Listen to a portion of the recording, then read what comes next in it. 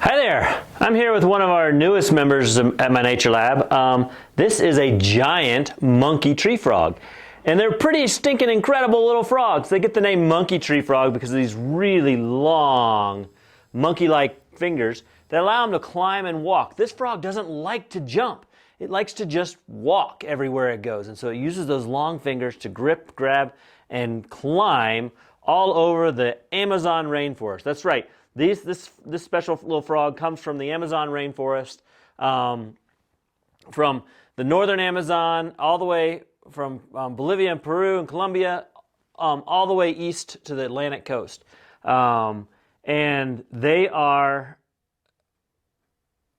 pretty drought tolerant. This species of frog can secrete a really waxy, a lot of times they're called waxy tree frogs, a really waxy coat across their body that keeps water from leaving. So they actually, some studies have shown that they're 95% more impermeable to water leaving than other amphibians. That means they almost like have scales. It's almost like a reptile on how much water, how little water leaves them.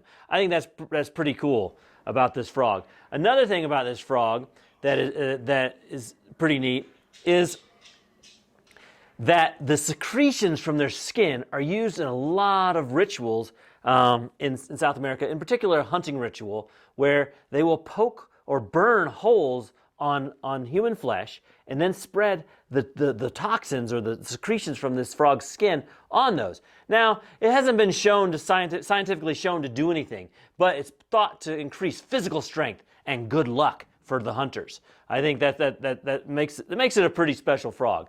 And then one day I was just sitting here in the lab watching this frog. I'm trying to get to know it, when it's active, when it's not, and it was just completely asleep. But its eyes were bumping up and down, boom, boom, boom, boom, boom, boom, boom, boom. And I was trying to figure out what in the world could that be.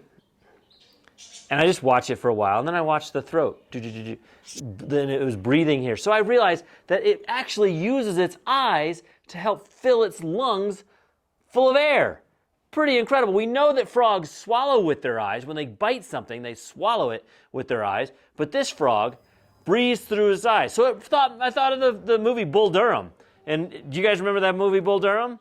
Where Susan Sarandon's character tells, I can't remember his name right now, but tells the pitcher that he has to learn to breathe through his eyes. Now, I want you to breathe through your eyelids. And that's what this frog has done. It's not really breathing through his eyes. You can't breathe through your eyelids.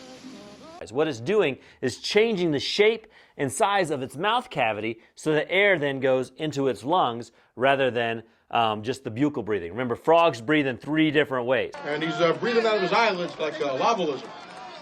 They breathe through their skin, and that's another thing that the coating on this frog does. I have to be careful. I don't want to touch it because I don't want to mess that up. The coating on this frog's skin, and then they breathe in their mouth, buccal breathing, where their mouth just kind of air goes in their mouth, in their nostrils, into their mouth. And then occasionally, or in this case, you can watch the frog breathe through in its lungs too. So his lungs fill up with air. He's having trouble breathing out of his left eyelid. Not much is known about this frog in the wild, other than it's used in all in the rituals, the human rituals. They do appear. I mean, we know nothing about their diet. We assume that they're eating like roaches and flies and caterpillars and those sort of things in the wild, but we don't know. No one's done studies on it. And then they've never been found in the belly of any organism. Now, the tadpoles are eaten by lots of different things, from fish to other frogs to snakes. And snakes, there's some egg-eating snakes or tadpole or frog egg-eating snakes that really go after these nests. But not much is known. I mean, we don't know anything that'll eat the adults. We think that it's probably the toxins in the skin because they're pretty toxic that will keep it from being eaten. Isn't that pretty cool? So this frog, snakes don't even eat it.